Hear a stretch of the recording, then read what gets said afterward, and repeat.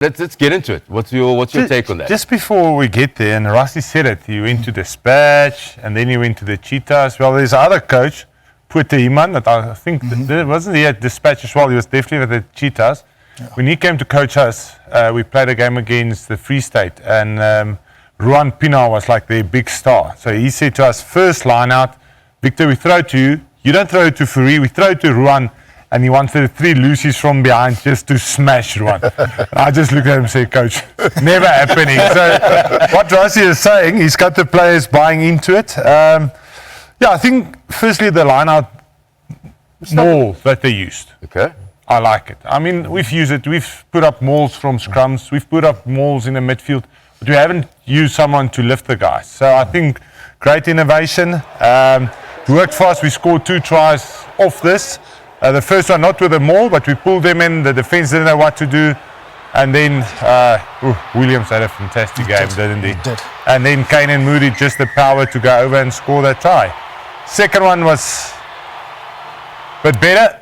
We went over and scored from the maul. So I think great work from Rusty. There's no one knowing the law better than Jaco Paper and Rusty Rasmus. They prepared. They know exactly what they know the law to the T. So they know exactly how to use the law.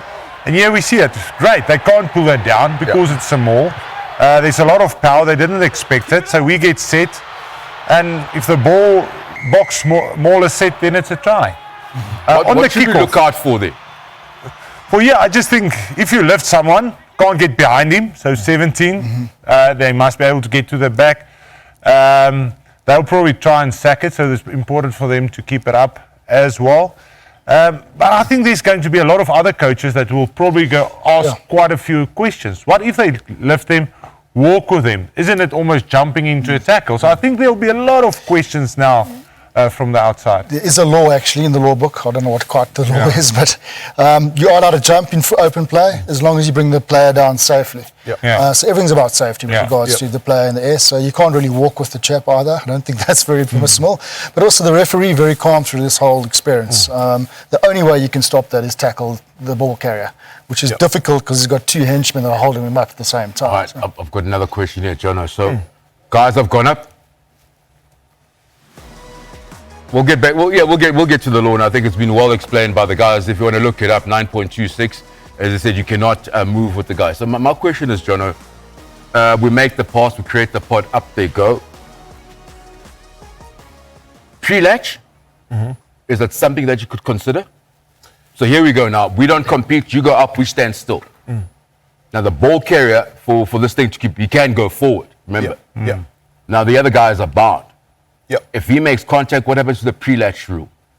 So then it actually falls away, because remember, the law still says as a ball carrier, you must still have, you must still be in control of the ball. Correct. You know, so when you have the ball and you're moving forward, as long as you have the ball, we're still okay. Back to Vic's point. If then, let's say the props or the supporters comes around and obstructs you, the defender from blocking, the defender to get to the ball carrier, then it becomes difficult. So, for me, layman, the pre-latch rule falls away here. Do you understand my thought process here, boys? So you're allowed to pre-latch. To go into a tackle. You're not allowed to throw a play into.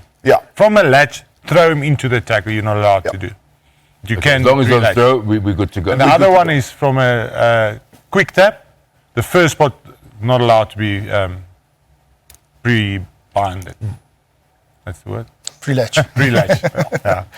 So that's all they can look out for. The other option, they've gone up in the air. Remember, there's no real 5 meters because they're making a pass. But there's still, you're not allowed to jump into a tackle. Let's talk about that. That's there. So if you get the ball from the 9 and the guy comes tackling and you jump, it's a penalty against the ball carrier. Now, what happens if that pass, because it's a pretty long pass, this week they didn't expect it, and they pass and the defender come and run for the tackle. Is that jumping into the tackle there? That will be interesting as well. But I think that's all the questions that will be asked now, and we'll probably get answered. But again, I mean, Rassi and Jaco knows these laws so well. They knew no one will be questioning it in a game because they won't know the answers. You see, the other thing is, from a defensive perspective, is that, when they do, let's say they set up for the lineup, there's no offsides. So the defender can actually go around and play it from that side. But if you get it wrong, you're going to be probably be behind your post for 7 points. So the surprising factor with this whole setup, the line-out for me is a good thing, because defensive teams never know when it's gonna happen. Is it fair to call it a line-out? I know it's an easy, loose term.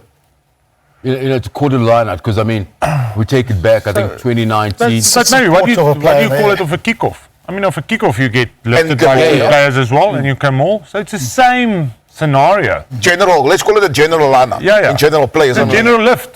General that lift. You can, I think maybe it's a general lift, and from there you can set up a maul. So this.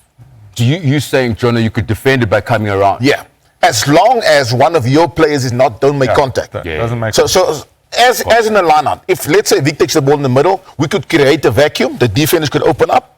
They move into that vacuum, and then someone can go around. As long as no one touches the jumper and the supporters, then you're in trouble. So it's the same. If you take a line out and you throw the ball over the 15 and you want a more, remember, the moment the ball is over the 15, the line out's over. Yeah. Then they can go around. Same with the kickoff. Yeah. If there's no one bound behind you, they can run around and go rip that ball. But I'm looking forward from what's happening off this now. Absolutely. Probably next time it's a lift. Might be someone on the inside angle. Yeah. There'll be something off this that's going to be different now in the next test match.